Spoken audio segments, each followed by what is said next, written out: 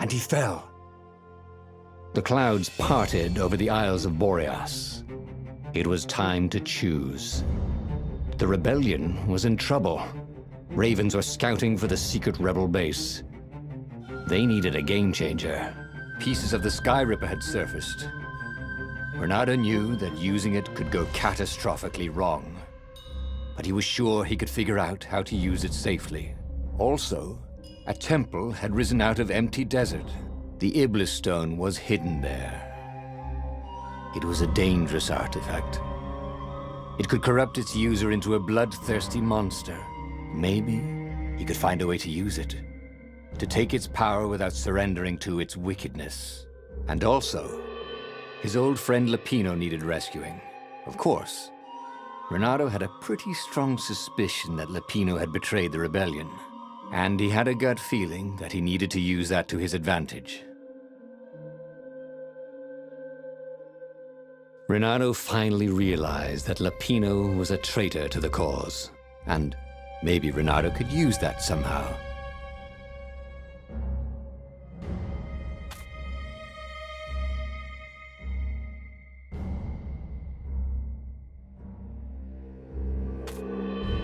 Renato couldn't quite put his paw on when he'd realized Lapino was working for the Empire.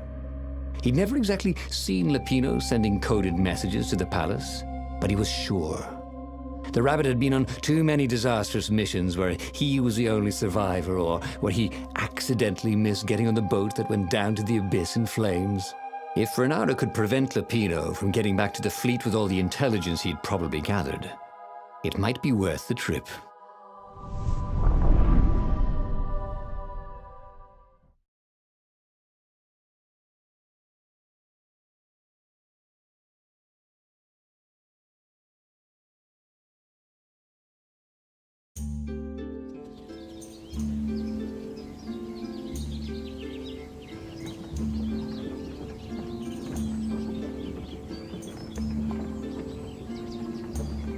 How had they come to this?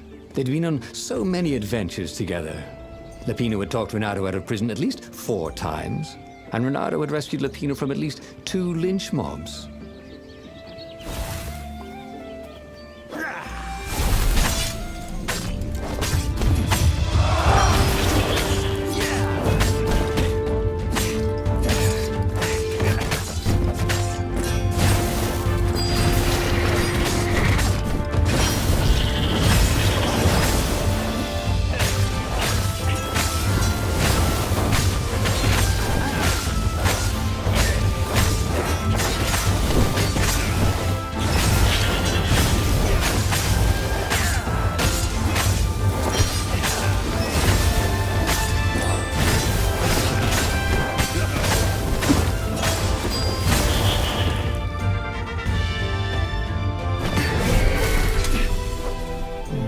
Felt that the rabbit resented him. Lapino was hilarious because he was so down on himself and everyone else. But behind the laughs, he wasn't a happy camper. Was his payback?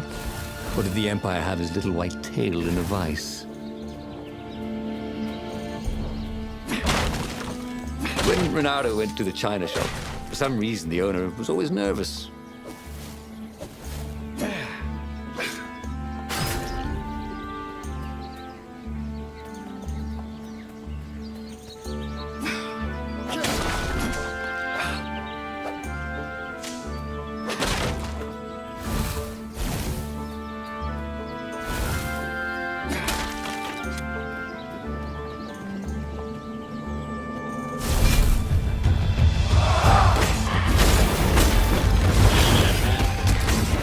"This is yours," said Renato.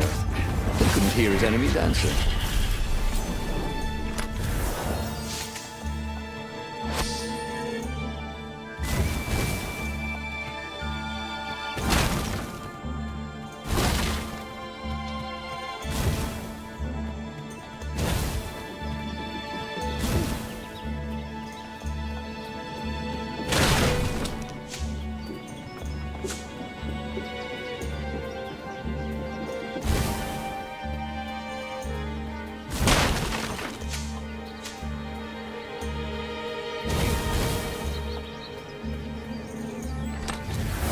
Odd that they never locked these things.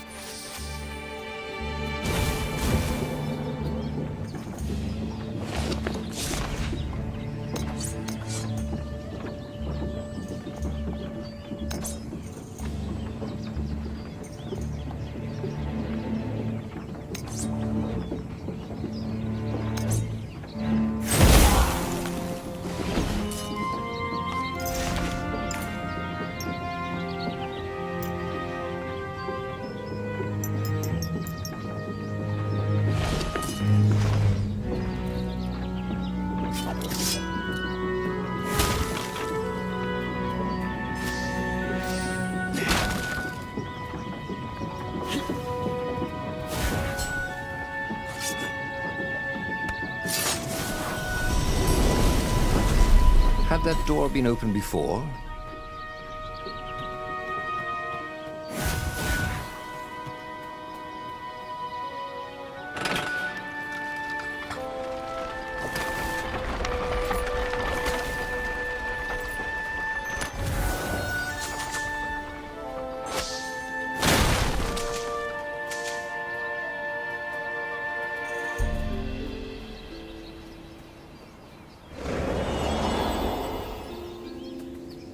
Ooh, wouldn't his gauntlet look swell with that jewel in it?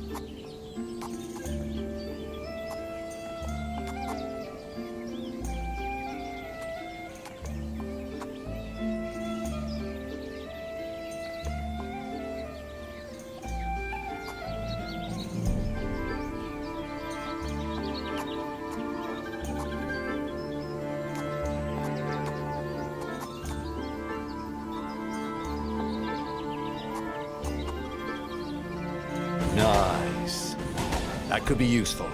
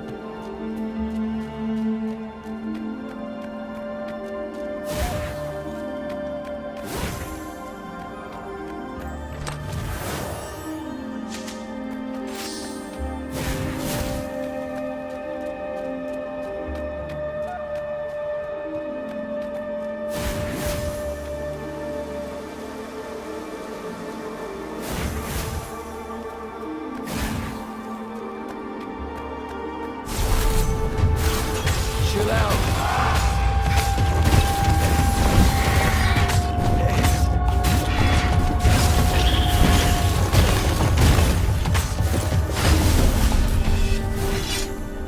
Ravens were landing everywhere from dropships. He'd better get moving. If they got to Lupino first, the Rabbit would give the Empire all the intelligence he'd been stealing from the Rebellion, and they'd probably give him a medal. He'd have to be very careful about how he played Lupino. At the slightest hint of danger, the mad Rabbit would take off like a rabbit.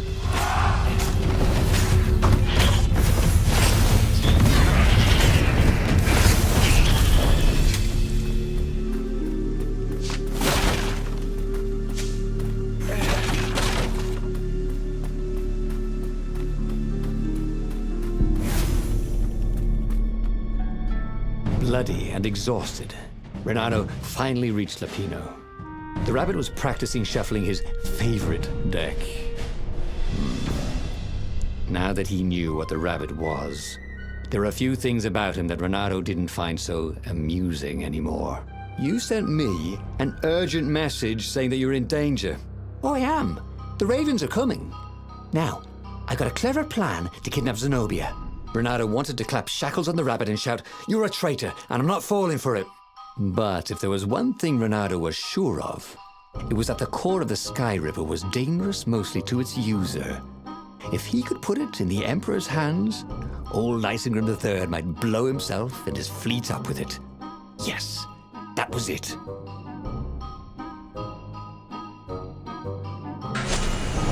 Me? A traitor? I'm hurt, said Lupino.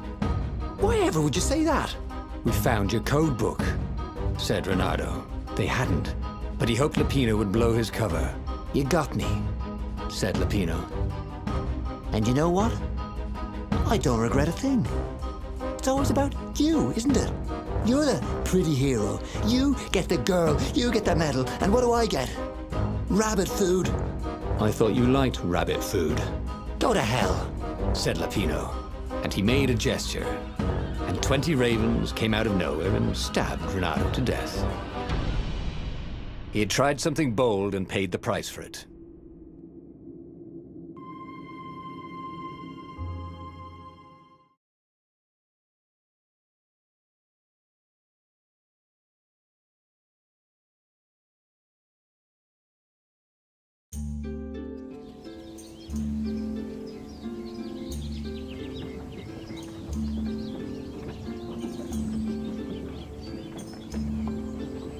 How had they come to this? They'd been on so many adventures together. Lupino had talked Renato out of prison at least 4 times, and Renato had rescued Lupino from at least 2 lynch mobs.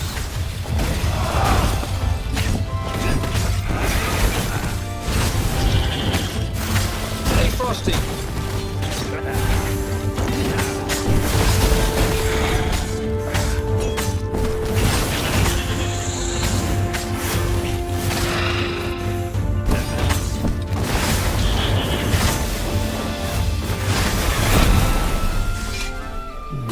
Felt that the rabbit resented him. Lupino was hilarious because he was so down on himself and everyone else. But behind the laughs, he wasn't a happy camper. Was this payback? Or did the Empire have his little white tail in a vice?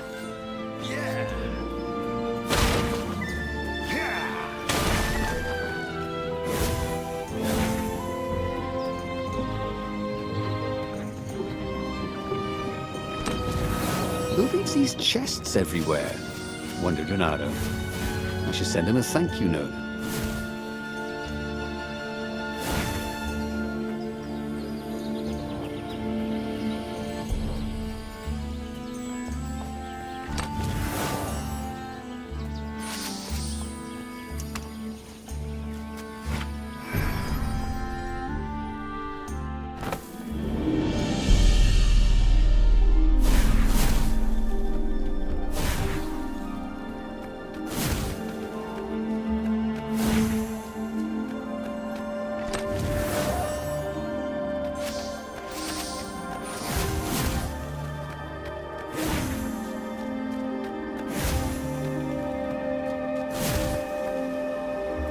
Sorry, mustache, thought Renato.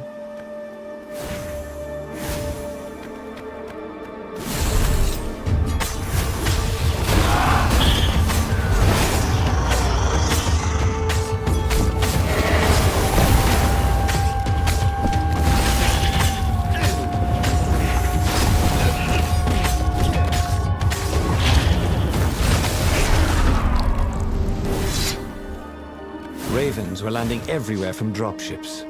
He'd better get moving. If they got to Lupino first, the rabbit would give the Empire all the intelligence he'd been stealing from the rebellion, and they'd probably give him a medal. He'd have to be very careful about how he played Lupino. At the slightest hint of danger, the mad rabbit would take off like a rabbit.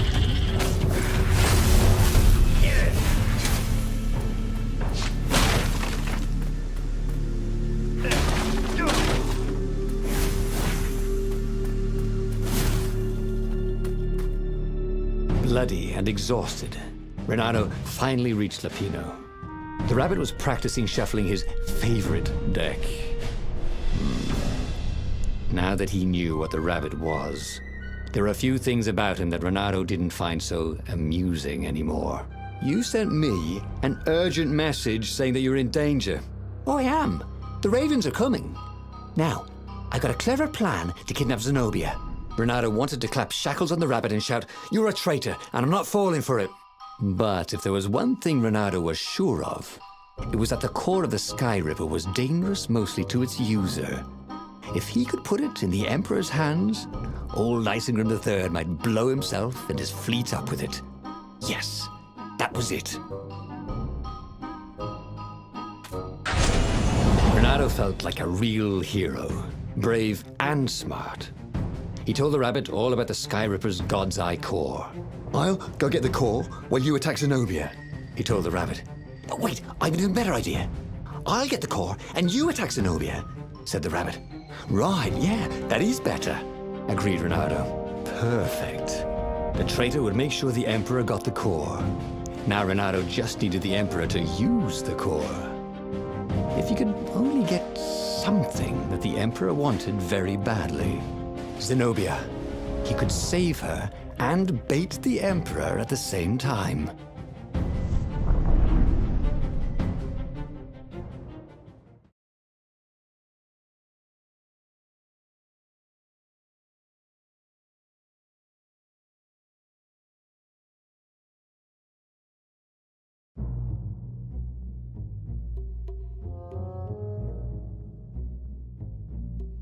Right.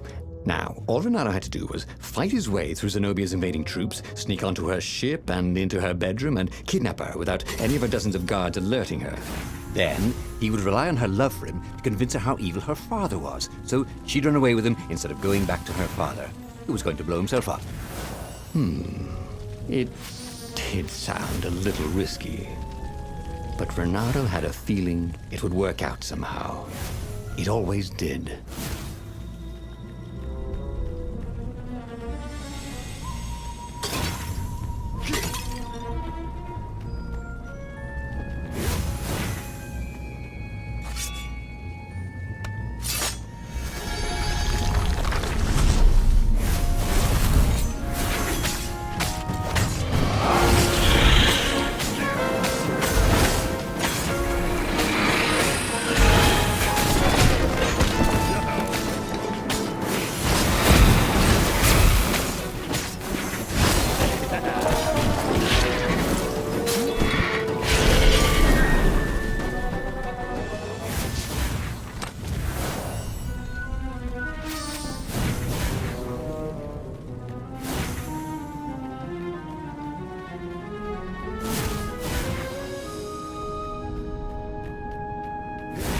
Don't look down, he thought.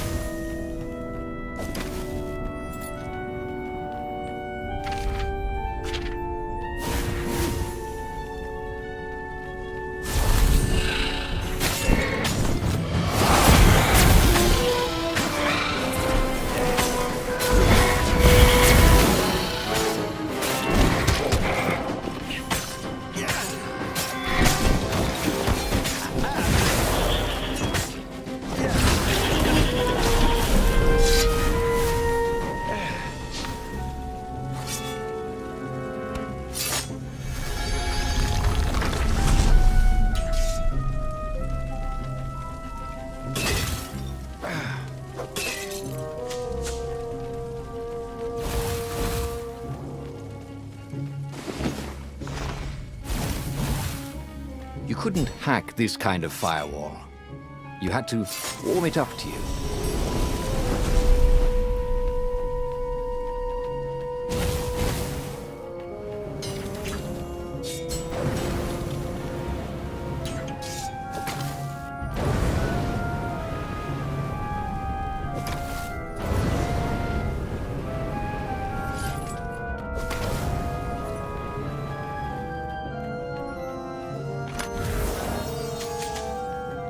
Not everyone knew how to use magical gems. Of course, not everyone had magical gem gauntlets like he did.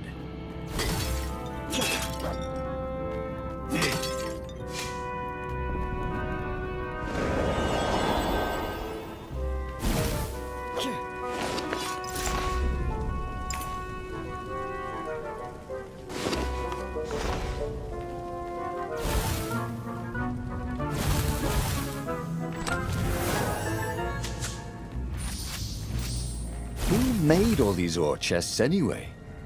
Well, you could have quite a business doing that.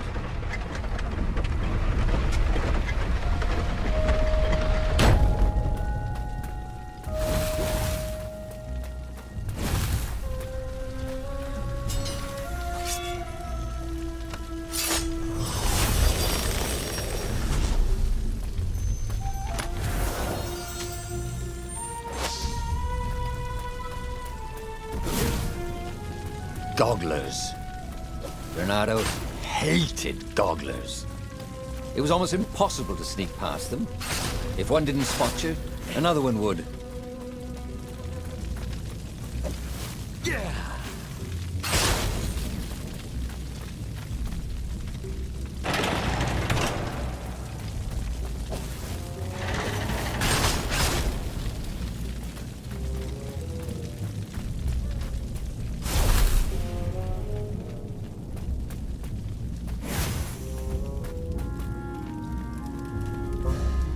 Bernardo was halfway to Zenobia's encampment when Lupino showed up.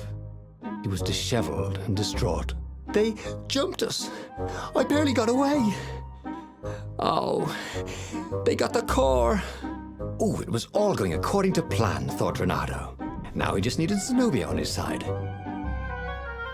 Yes, that was even better. The Iblis Stone. Zenobia could get it. And then the Emperor would have to pursue them. Wait. No. The gem would corrupt anyone. Even her. That's it, he thought. Even Lupino. Even though Lupino was already a traitor. It would turn him against his secret master, the Emperor. He would try to make himself Emperor. And the Emperor would have to defend himself with the core. Boom. He was a super genius.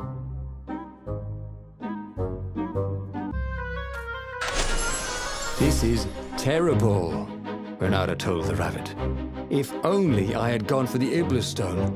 But now it's lost in enemy territory. He handed Lupino a map.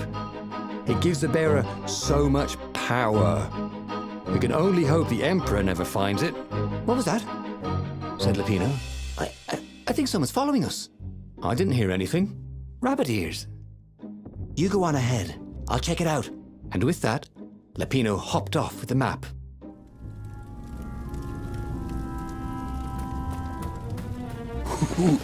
Ooh, a workbench. Did he have any jewels he hadn't tried out? He had.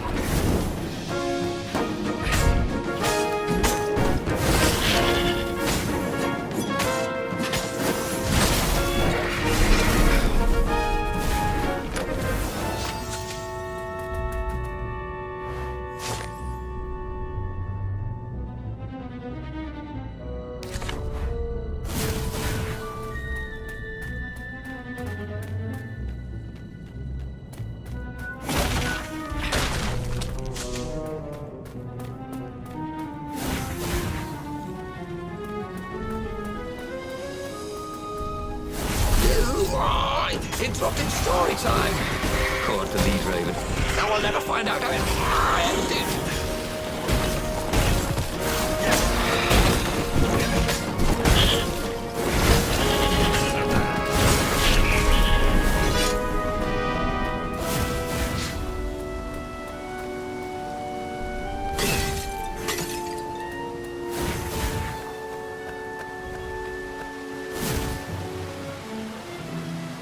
Reynardo slinked through Zenobia's ship, making no sound at all.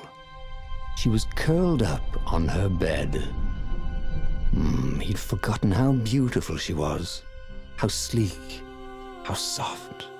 He tapped her on the shoulder with his sword.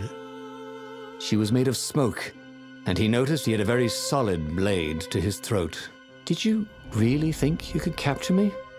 purred a familiar voice. "I just wanted to chat," said Reynardo. Did you ever wonder why the Emperor adopted you? He needs a sacrifice. Someone who truly loves him, to make a bargain with the lost gods. That's a vicious lie. He wants to bring them back. That's crazy. Why would anyone... They could make him immortal. An eater of souls. And with that, her eyes widened. She understood. Renato told her how he had rescued a priest whose order had been massacred. How he had slept in a burnt village.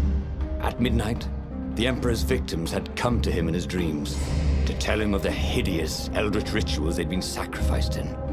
He could still see those kittens and puppies. Their wide, sad eyes, their moist noses.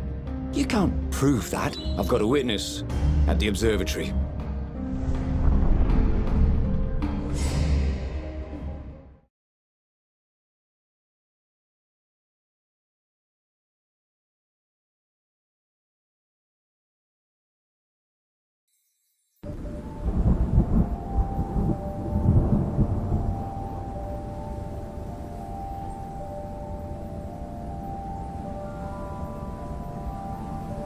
He couldn't tell her, not yet, why he was really here. He didn't want her to be anywhere near the fleet when her father blew himself and the Pino up. So he told her about how the Emperor's obscene rituals had raised ancient artifacts out of the land. How he'd followed the appalling trail of the hideous horrors His Majesty had perpetrated for the sake of his own immortality. Any of this ring a bell? He said. He told me it was all lies. You've always known when I was lying. I always hated that about you, said Renato. The rebellion had started after atrocities that the Empire hushed up. Renato had rescued a priest whose order had been massacred for one book.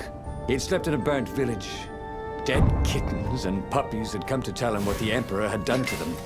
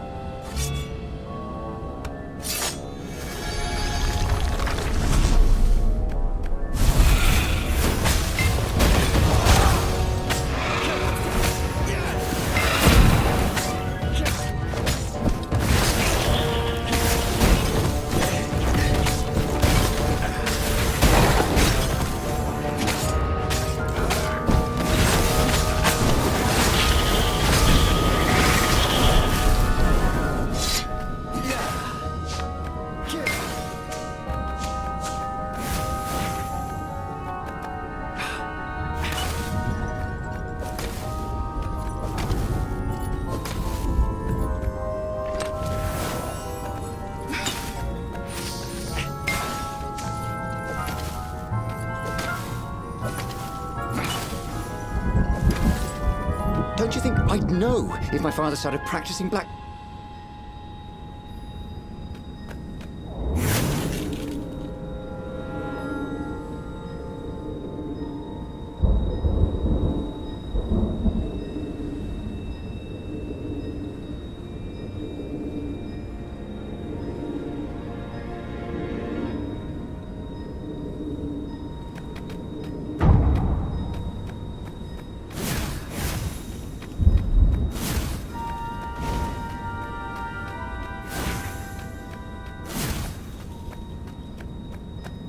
I need more materials, thought Renato.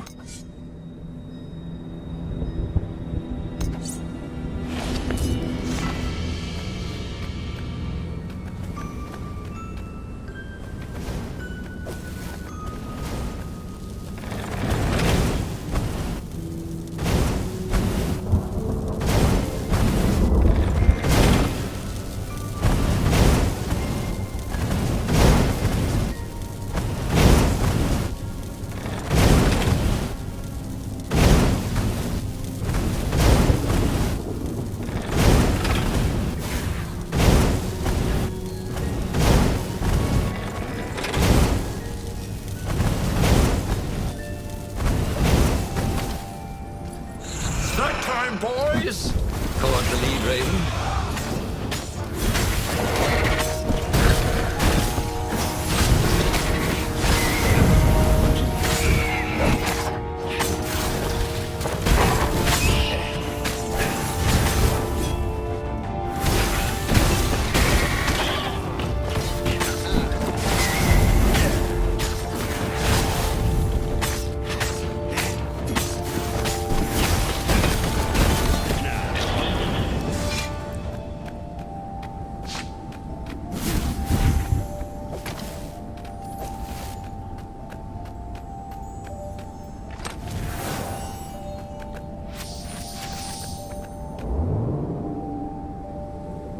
No skateboarding, the sign said.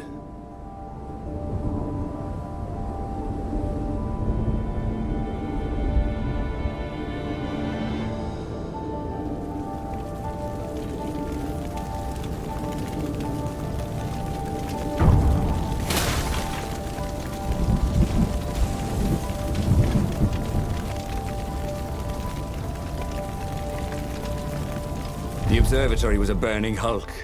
Dead scientists and black feathers everywhere.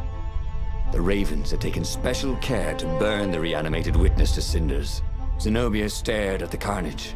He didn't want me to hear the witness, did he? I guess not. What's your plan? She asked. So, Renato explained his brilliant gambit. Sending Lapino to get the Iblis Stone, become super powerful and corrupted, provoke the Emperor into using the core against him, thus blowing up both of them, and hopefully the fleet too. Let me visit your council, she said, shaken. I want to help. Could he really trust her?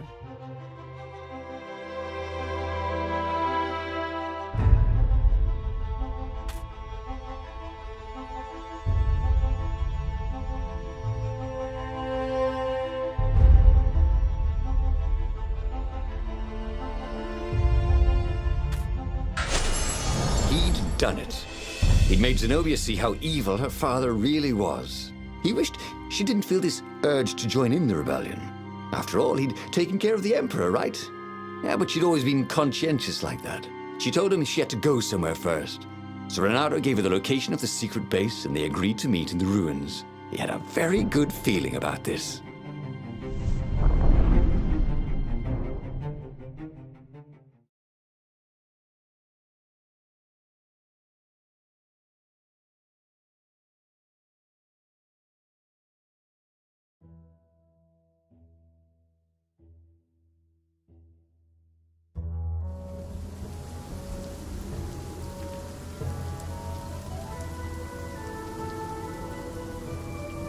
What had Zenobia gone off to do? What was more important than meeting the Rebel Council? Had he made a mistake, sending her to the ruins? No. He knew they could trust each other. He could trust her because she never broke her word. And she could trust him because she could see right through him. Well, she'd probably be there well before him. She at least didn't have to fight her way through rainstorms of ravens.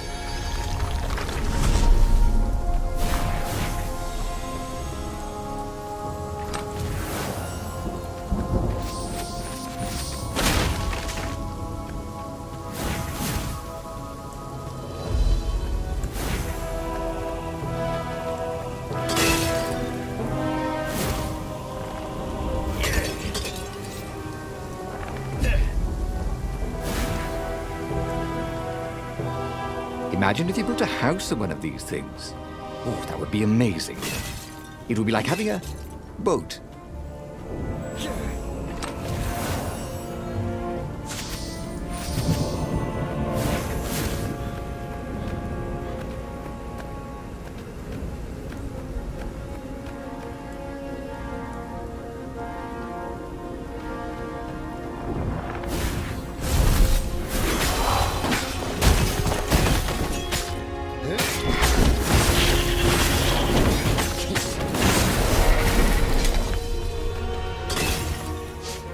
As he came around the bend, there was Lapino, unconscious on the side of the path. And Renato could smell a familiar, sweet, smoky scent. Who? Zenobia. It had to be. She never used a combat spell when she could use drowsy gas. That meant she had the Iblis stone. What would it do to her? She hated her father now. She'd kill him for sure. The council wouldn't mind if she killed the Emperor, but murdering her father would destroy her. He had to get to whatever ledge she was on and talk her down from it.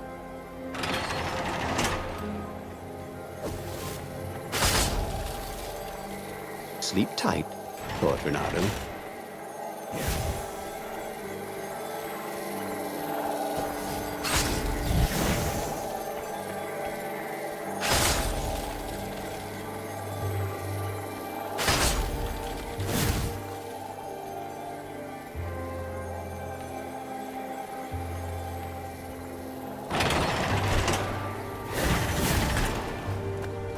The long stairs. So he was close to the rebel base. Nothing was on fire. So far, so good.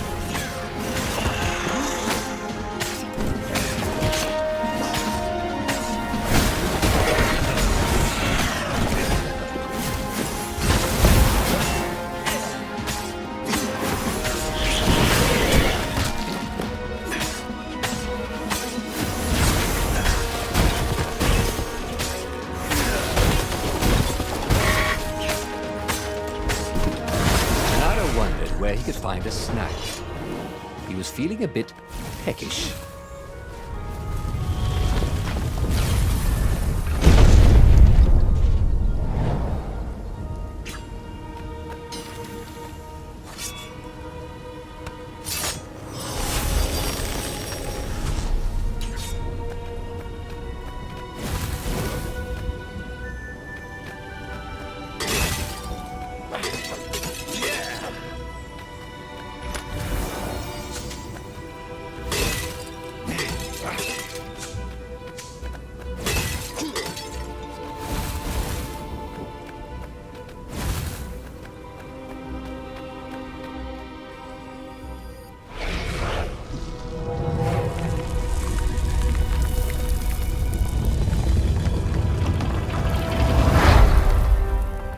Everyone in the council chamber was dead. Zenobia stood shivering in the courtyard, drenched in blood. Why? He managed. They started arguing with me. I lost my temper and I wanted their blood. Well, not me. The stone did. Why did you take it from Lupino? I had a plan. You had a stupid plan, she said. I'm going to go kill my father now. No, you can't. You'll just take his place. You'll become worse than him. Get out of my way, or I'll kill you too.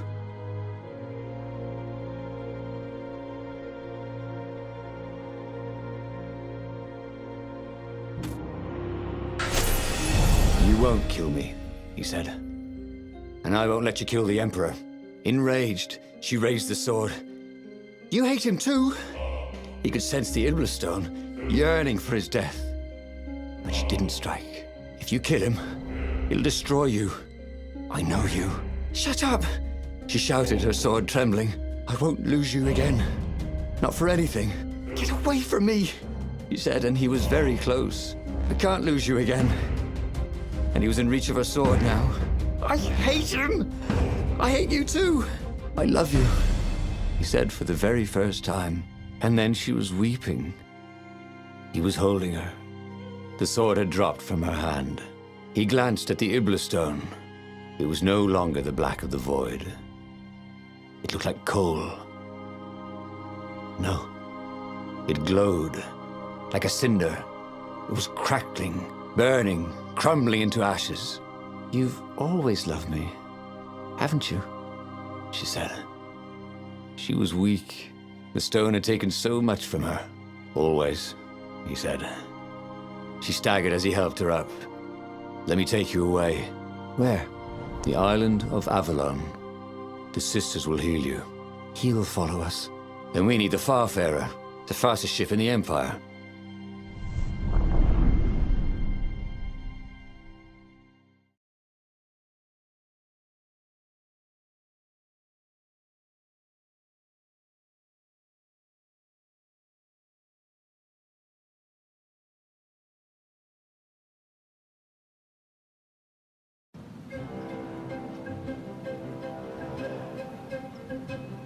The Empire had seized his ship. They'd have to take it back.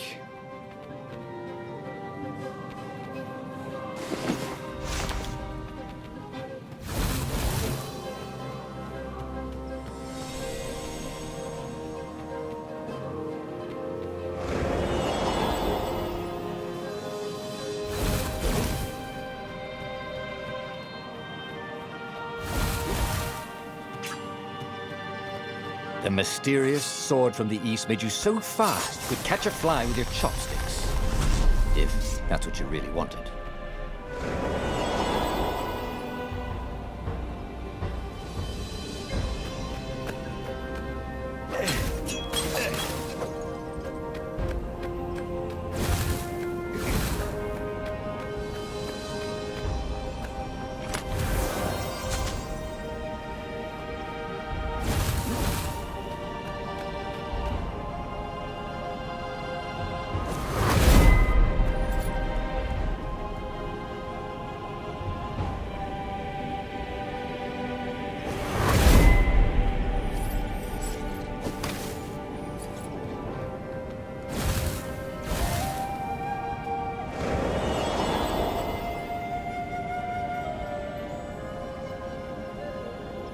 And there it was, his beautiful skycraft, the Farfarer. They would fare very far indeed, beyond the Empire, beyond the reach of the Empire, to the mystical island of Avalon. He didn't know exactly where it was, but he knew he could find it. And they would find peace there. Second star on the right, and straight on till morning, laughed Zenobia. And they laughed together for the first time in a long time.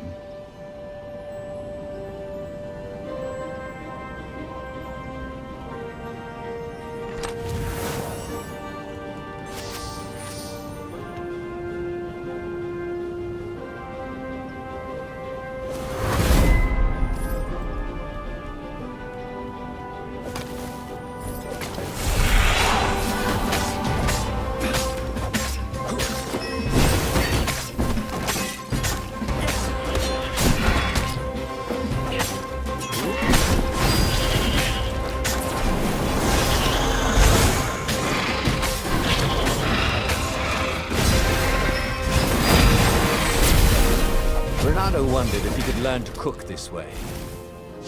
Probably not.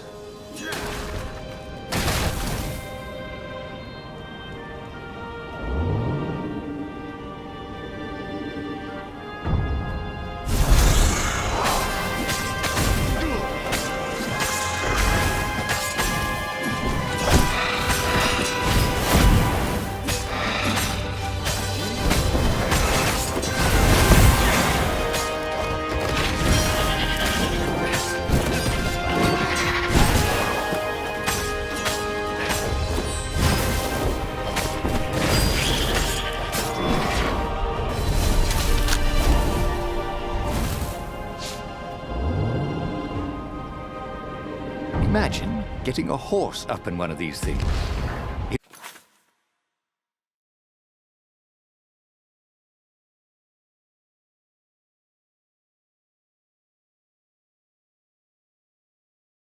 It would be cursing a blue streak.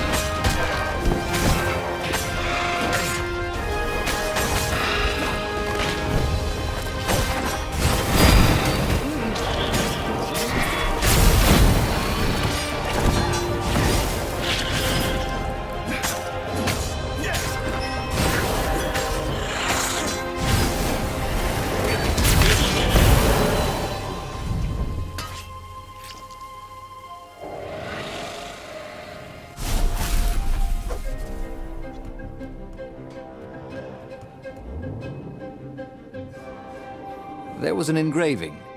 Maximum capacity, 130 people.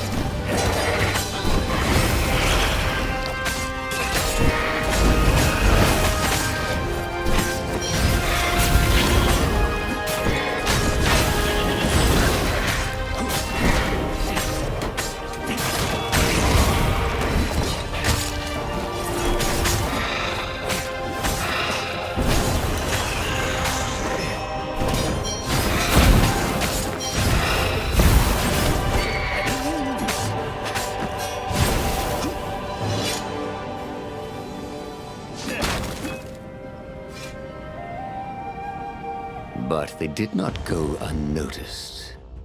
Scout ships lifted off, and the long lance of the Imperial flagship. Bernardo turned downwind to gain speed.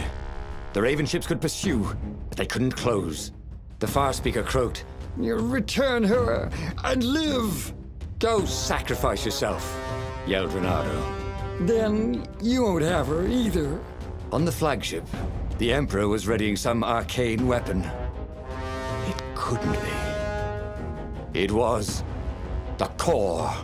A devastating beam lanced out of the flagship. Bernardo zigzagged wildly to keep the Farfair out of it. Now the Raven scout ships were closing the distance, and the beam was getting closer too. Then came a blinding flash, and the air was searingly hot all around him. There was a thunderous, deafening roar. He could smell burnt oak and burnt feathers and burnt flesh. But when he could hear and see again, they were alive and unhurt. And they were alone in the sky. Zenobia embraced him. They had done it. Through luck and through love, they had won the war. "Avalon, here we come," he said as he held her arms wide in the prow of the boat and let her feel its speed. "Maybe the real Avalon is wherever we're together," she said. And so, after a bit of an argument, Bernardo and Zenobia went to one of the two Avalons. The one shrouded in mists, or the one in their hearts. But which one they went to, I'll never tell. He'd done it. He'd forged his own destiny. Well, he hadn't actually done it, but he knew what he would do. Bernardo smiled at the book. He practically wanted to kiss it. The kid's sacrifice hadn't been in vain. He'd saved the book and saved the world. Bernardo owed him and his mother so much. Bernardo lowered the mainsail and let the Farfarer shoot forward in the breeze. Second star to the right, and straight on till morning. This time, he would win.